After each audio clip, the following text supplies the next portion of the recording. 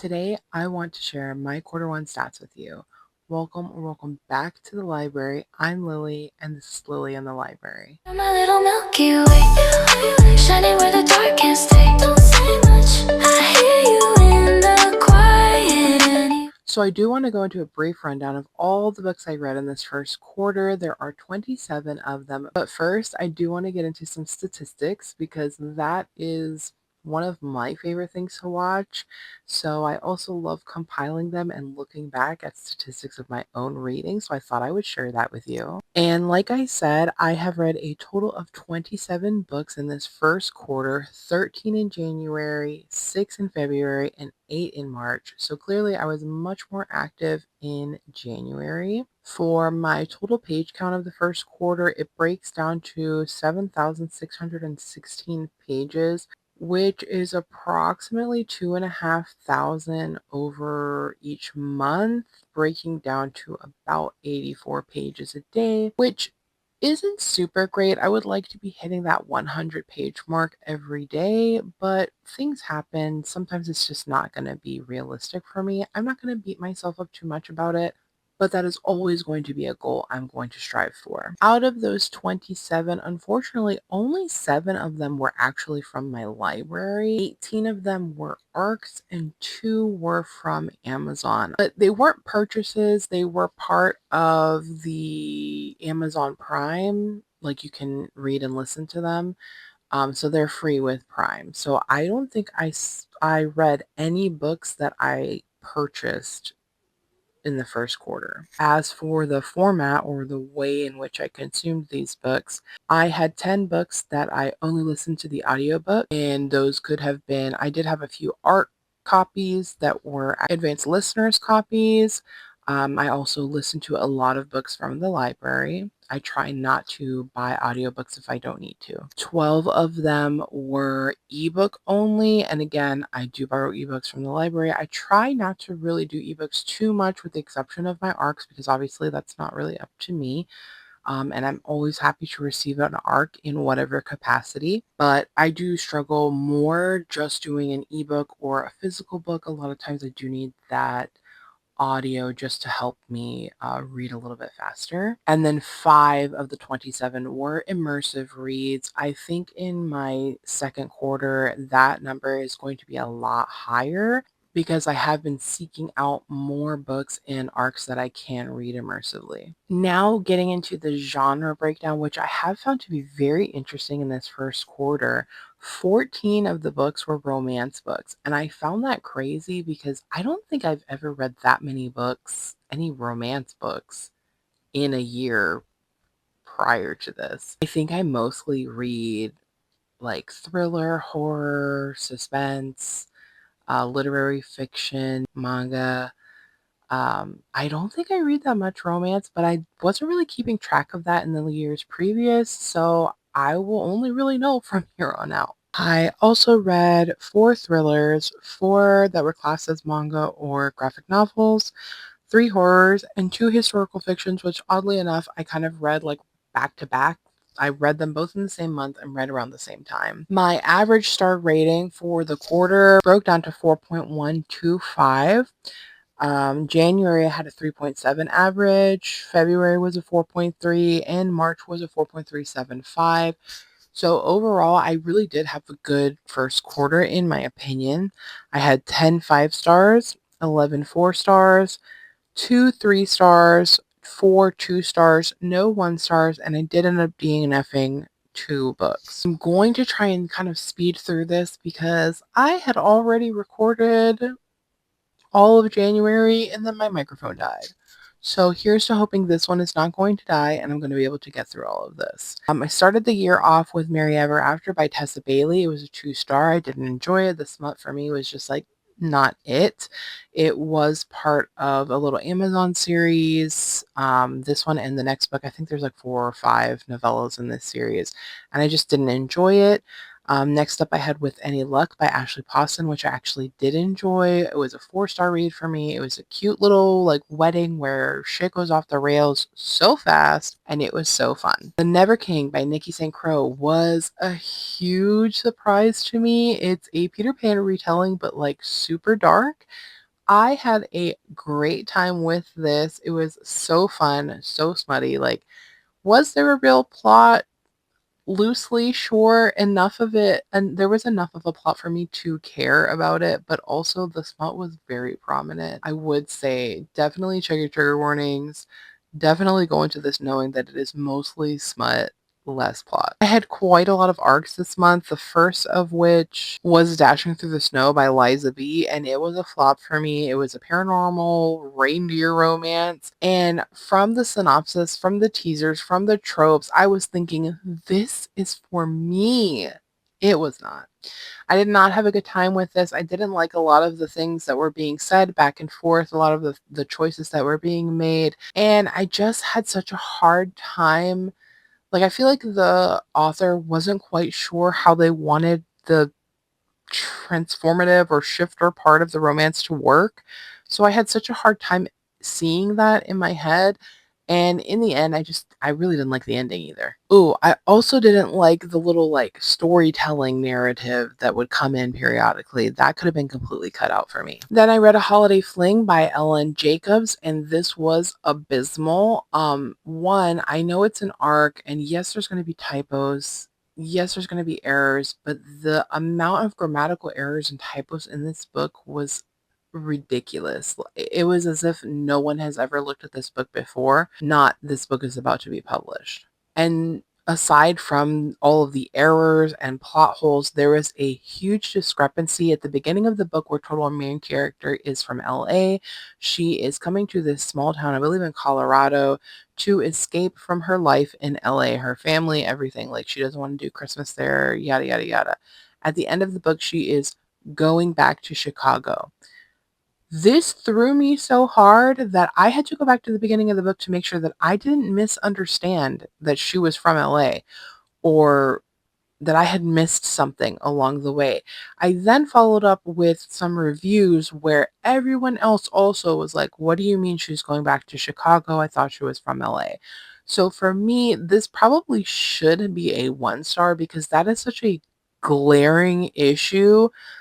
Even as an ARC reader, I shouldn't have come across that. And then this book was published like within a week of me receiving this ARC. So how much editing was really being done by that point? In any event, I ended up giving it 2 stars. I don't think I told you that I rated The Never King 5 stars and it was my first 5-star of the year. So there's that. I was just so entranced by that book. Moving on to my next 5-star of the year, My Husband's Wife by Alice Feeney. Was I shocked that I absolutely loved it and gave it 5 stars? No, not really. I love Alice Feeney. Now, I believe I only have given one of her other books a 5-star, but still, I love her writing, and this did not disappoint me. I did receive the advanced audiobook from NetGalley, and when I tell you the audiobook production, beautiful. It was amazing. Definitely enhanced my experience. If you can, I would recommend listening to the audiobook and reading the physical book for that immersive experience. But if you can only choose one, please, please, please, please, please listen to the audiobook. And then I also had an arc of Merrily Mine by Jennifer Chipman, and I was not surprised to give this one a 5-star either because I have enjoyed Jennifer Chipman in the past. This was a small town cowboy slash Christmas romance or holiday romance. I wouldn't say that it's overall Christmassy or holiday. It does take place during the winter, during Christmas time. It is very sweet. They get snowed in. I believe he's come back after being divorced, and she is just kind of like in between jobs. Like, she's a big time influencer, so she's in between things, staying at home, and her parents go on a trip without her. She just wants some time to unwind and just kind of like think what she's going to do next. And in pops this man who she has always known about, but the timing was always off. I think he is actually her brother's best friend, or something like that, because there's quite a considerable age difference. And I know that her brother was friends with him, but I'm not sure if this is like a brother's best friend or if it's a second chance. I know it's an age gap. I know it's holiday. I know it's Christmas. I know it's small town. I know it's good, is what I know. The smut was really good. The romance was super cute and good. Like, I was rooting for them the whole time. Obviously, getting snowed in, I was like, some things are going to happen, and boy, did they. So I would highly recommend you pick this one up in the wintertime or as a Christmas read, but it's not overly Christmassy. Then I dug into my backlist on Goodreads. I was doing a little bingo challenge for something, so I needed a thriller that I hadn't read in that was on my TBR for a long time, and I picked up The Replacement Wife by Darby Kane. I ended up giving that one a 4-star as well. It was good, not great. I feel like the book suffered a lot because of the pacing. It was very painfully slow. And I also could not stand the kid, like the main character's son. Oh my god, I couldn't stand him. I couldn't stand him. I thought he was terrible. And then I had my first DNF of the year, Cruelty Free by Caroline Glenn, which I was really disappointed with. Reading the synopsis, I thought this was definitely going to be for me. I was really intrigued by the synopsis. And then when I started listening to the book, I did get an ALC from NetGalley as well. I just could not be bothered. I was not interested. Nothing about the story was gripping me, and I wasn't enjoying my time. And I got about 15% of the way in, and I called it. I was like, nope, this one is not for me. Then I read A Cozy Holiday by Denise Stone, and that was also a 4-star read for me, but it was almost a DNF because our main character, Joy, even though her life is going to shit, her boyfriend cheats on her, her boss is telling her that she needs to take time off because she's a workaholic. I just had a very hard time with Joy herself. She is extremely unlikable in the beginning, and I understand that she's kind of like over things, and especially like all the puns about her name being Joy. I get it. But she was such a bitch. It was really a hard time for me to get into it. I persevered for the reindeer in this story, the little reindeer plot. I wanted to know what was going to happen, and I'm really glad I did because I ended up enjoying this love story as well, although the third act breakup was completely a miss for me. Truth be told, I don't think it should have been included, and that's another reason why I dinged this off, because it made zero sense. I think it lasted like a paragraph or two paragraphs or like a page, and then all of a sudden we were back at it. So then I had my last 2-star of the month. I think the last one for this quarter, it was actually 2.5. Cookies and Claws by Fleur de Villani or de Villeneuve. I'm not sure how to say her last name, but this was another paranormal shifter romance. It just didn't hit the mark for me. A little bit of foreshadowing. I did think that this meant that I was not going to like any kind of paranormal or shifter romances, and that's not true, I found out. But I didn't like this one. I thought it was extremely boring and just wasn't holding my attention. I didn't care about the characters. I didn't really care about anything that was going on. This probably should have been a DNF for me, but I always feel so guilty about DNFing, especially a arc, so I did not want to do that. And I also picked up You Did Nothing Wrong by C.G. Drews. Again, I was flabbergasted by the fact that I got approved for this on NetGalley, and I ate it up. It was a 4-star read for me, which was very surprising because typically I do not like gothic horror, and I didn't realize at the time that this was going to be a gothic horror. I just thought it was going to be a horror. Plus, I have been hyped about C.G. Drews. It's the first thing I've read from this author, and it will not be the last. But I've been hyped since I found out about Don't Let the Forest In, I think late in 2024 or 2023, I can't exactly remember. And this is the first book I've had the chance to get into, and I really did enjoy it. It was so creepy and weird, and the house was its own character, and I would highly recommend this one. Then I picked up a little manga, Love at First Memory, which was so cute and adorable. I gave it 4 stars. It's about this girl who she wakes up in the hospital one day and she has total amnesia about the most recent things going on in her life, including who she was planning on marrying, and she was the only one that knew. She had not announced yet who she was planning to marry. And when she wakes up, there are like 4 or 5 different guys who are in the running to marry her. So we get to go through this and see all of the things that these guys are trying to do to get her to marry them. And it's just so cute, so sweet. I cannot wait for volume 2. And I finished up my month with The Housewife Next Door by Lindy Walker. This was a 4-star for me. I thought the pacing was really good. It kept me wanting to read, kept me intrigued. Even when I wasn't reading it, I was thinking about it and I desperately wanted to keep reading it. Like I said, this was a 4-star for me. The pacing was good. The ending is what really kind of made this book suffer for me because it was like kind of whiplash reveals, and I don't always love that. Sometimes when they're done in just the right way, I do love it, but more often than not, I don't. And so because of that, this ended up only being a 4-star. Moving on to February, no one was more excited and shocked than I was when I not only enjoyed but got approved for Nowhere Burning by Catriona Ward.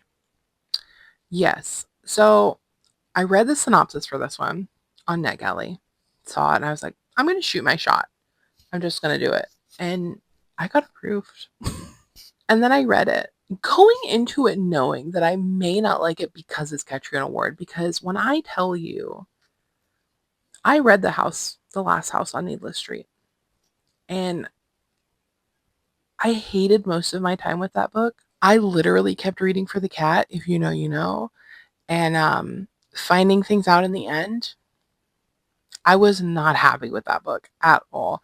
But I didn't want to write off Miss Ward just on the one book alone. Everybody loves her books, and I definitely wanted to give her another shot. So I thought, regardless, I'm going to read this book. I'm going to pick this book up because it sounds like something I want to read about. It's kind of pitched as a Lost Boys slash Lord of the Flies retelling. Basically, it's about we are following a couple of different people. We're following these siblings, Riley and Oliver. I believe both their parents have died, or for whatever reason, they fall into custody with their uncle, and the uncle is giving off very abusive vibes. It's not explicitly stated, but it's very heavily implied that he is abusive.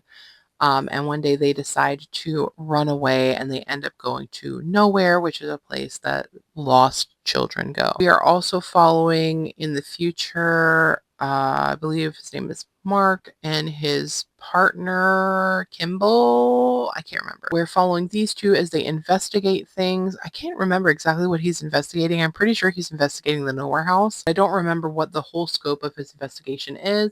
And I can't remember if he's a cop because I think Kimball's a detective or something. Somebody in this situation is a cop. I can't remember if it's him or if he's like a journalist, something like that. And then at some point, we are also following another timeline, and I don't remember exactly. I think it's the parents' father. I can't remember exactly because it was a little while ago now, and I've read many books since then. But I will say that I do want to go back and reread this book. I feel like this is one of those books you can read it and reread it and still have missed things. So I want to reread it immersively, and I'm really excited to have that opportunity. Then I picked up my first Ellie Hazelwood, Bride. I believe this is the first Ellie Hazelwood, and I get it. I see the hype. I picked this up purely because of the hype. Because when I tell you that I could not care less about vampires or werewolves because I am still burnt out on that from Twilight and that whole era, I could not care less. I couldn't. I couldn't if you paid me. So I picked this up despite that because I thought to myself, for whatever reason, all of January, I kept hearing about this book in different snippets. And I'm like, ooh, that sounds like a book I would like to read. And then what do you know? It's Bride. So finally, I gave in. I picked it up. It happened to be at my library, and I was like, okay, you know what? This is a sign. I'm going to pick it up. I'm going to read it. And it was a 5-star. 5 stars. 5 stars. I got about halfway through and realized that I wanted to tab it. So I started tabbing my library copy, and I immediately ordered the book. I needed a physical copy. Do I have a physical copy of Mate waiting for me to read and tab it? You bet I do. I sure do. When am I going to get to it? No idea, but I bet I'm going to love it. If you are like me and still haven't read this book, although now I have read it, and have no idea what Bride is about, we follow a vampire named Misery who is going to marry the alpha of the wolf pack for a treaty of peace. And do they hate each other? Kind of, a little bit, sort of, not really, maybe. I don't know. But this was so good. This was so good. Like, the not even that there's yearning or anything, but just the banter, like I can't even explain it. It was just read it. Just go read it. If you haven't read it, just go read it. And then I picked up Lady Tremaine by Rachel Hockhauser.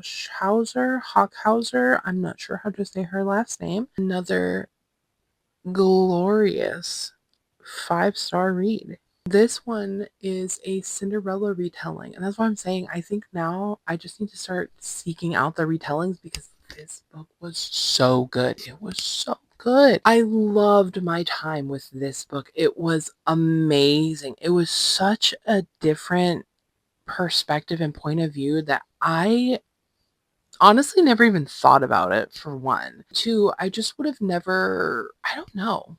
Like, this book really did something. We are following the evil stepmother from Cinderella, and it really humanizes her and kind of like paints things in a different direction and has you side eyeing Cinderella because the whole time in this book, ooh, I couldn't stand her.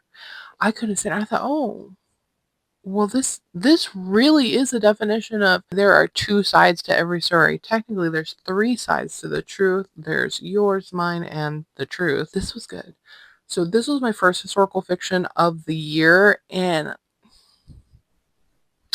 I don't know. I just enjoyed my time with it. I think it is classed as fantasy first, but it is also historical fiction because of the time period. Even though it's fantastical, it's still kind of set in the real world. But yeah, the writing, amazing. Plot, amazing. Pacing, unbeatable. Like, this is a wonderful book. Please go read it, especially if you love Cinderella retellings. Don't miss it. Don't miss out on this one. And then I read my next historical fiction, which was The Boleyn Trader by Philippa Gregory, another 5-star. Not that I'm shocked because I will read and love just about anything set in the Tudor time period, dynasty, whatever you want to call it. And I love Anne Boleyn. Also will read, watch, consume anything that has to do with her. That is one of my favorite historical characters, or I guess historical people of all time. I think she gets a bad rap. I think she's very misunderstood. I think people are quick to judge without knowing all the facts. I love her.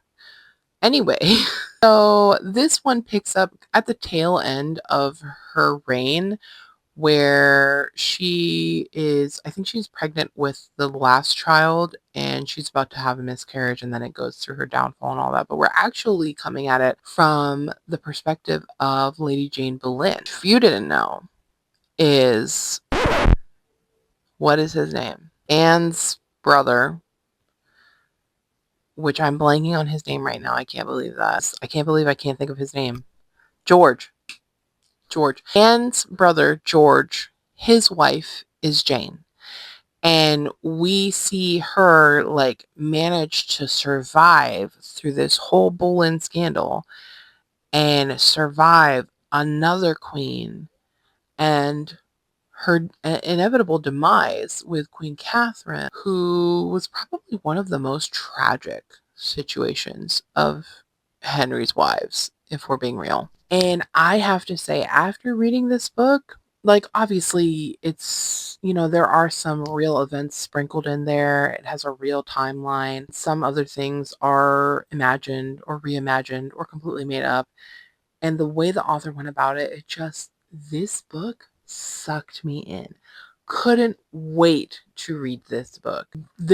I was putting things off to read this book. I think this book was like 500 pages. Didn't care. I did not care. The time I had with this book was wonderful, amazing. I loved it.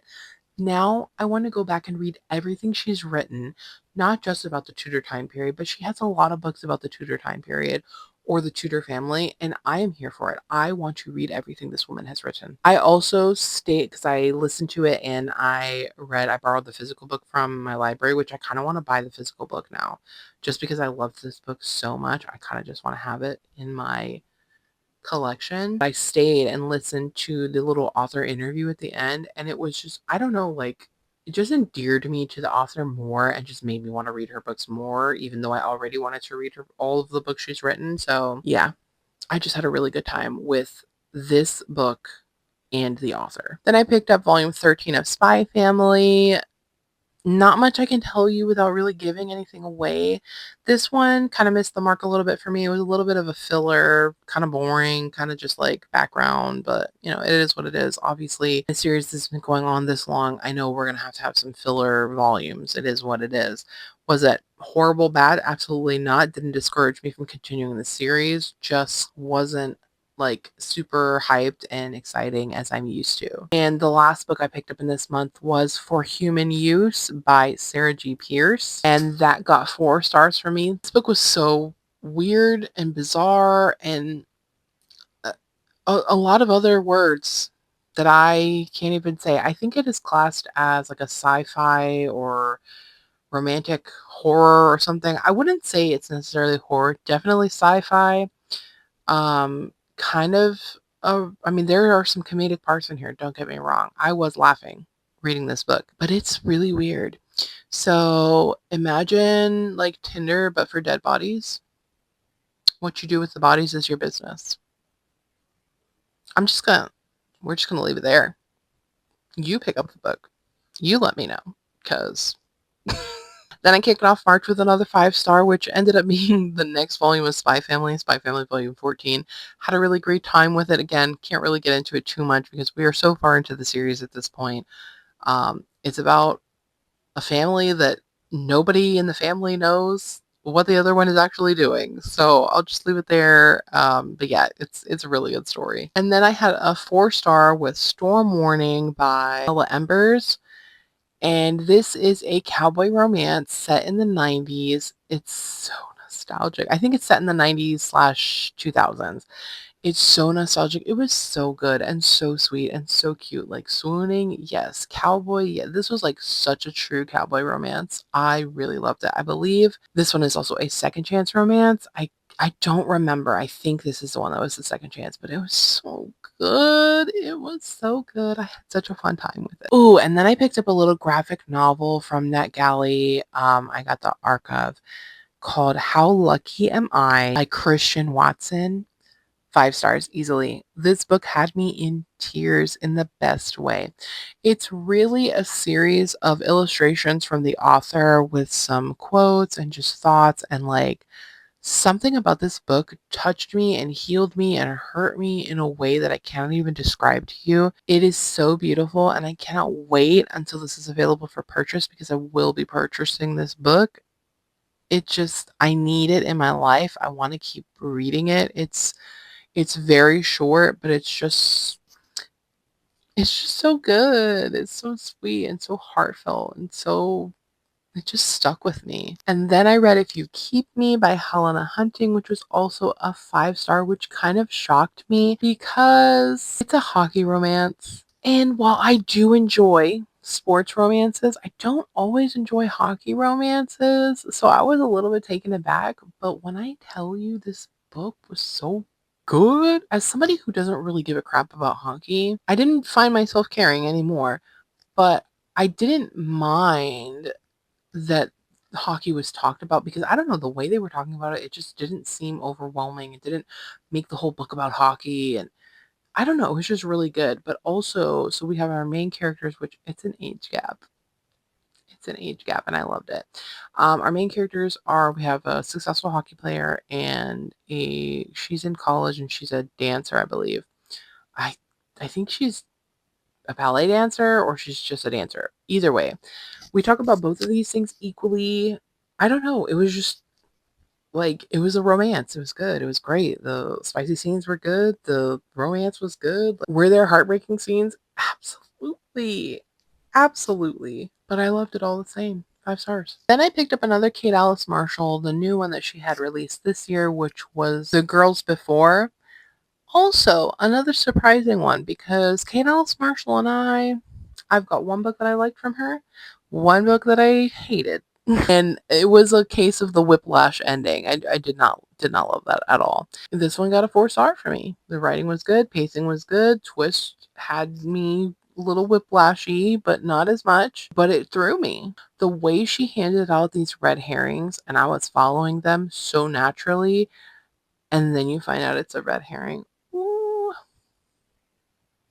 She did it. She did it in that one. Then I picked up Famously Mine by Jennifer Chipman. I got an arc of this one, and I didn't love it. It ended up being a 3 star. I don't always love Hollywood situations, and yeah, this was one of those like she's trying to be famous or she's kind of like on the outskirts of fame. They're kind of like in a relationship and then it breaks off because she's only there for a short. I don't know. It just I don't want to spoil it for you, but I just want to tell you it was not my favorite. Like it was okay, the smut was okay, the romance was okay, but in the end there's some decisions made and I'm like, why? This is so unnecessary. So 3 stars. And then I picked up Mistakes Were Made by Lucy Score. Not only was this book a 5 star, okay, not only did I love this book so much. But now I have to read everything from Lucy Score. And I talked about this a lot in the vlog where I was reading this book. I don't often enjoy rom-com. I don't often enjoy romance to this extent. But something about her writing just really sucked me in and did it for me. I really loved this book. I loved the couple, Gage and I can't remember what her name is, but they were so, oh my god, the whole time I'm rooting for them, the whole time. And I'm just wanting them to get together so bad. And also the whole thing with the freaking bald eagle. Oh my gosh, if you know, you know. This one was so good. I did not realize it was the second book in a story. Luckily, they're like standalones in the series. So I am gonna need to go back and read Story of My Life, and I'm kind of like hesitant because I know that the third book doesn't come out until next year. That's a long time to wait for something so good.